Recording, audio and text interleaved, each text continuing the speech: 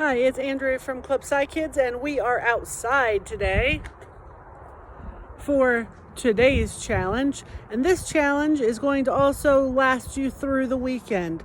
So you can be thinking, planning, designing, and then engineering. So let me show you what our task is going to be.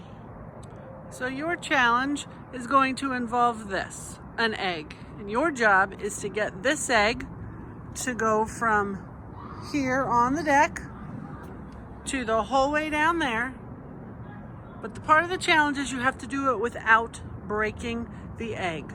So this is called the egg drop challenge.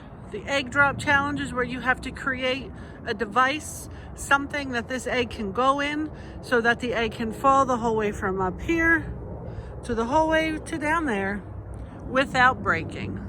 Are you up for the challenge?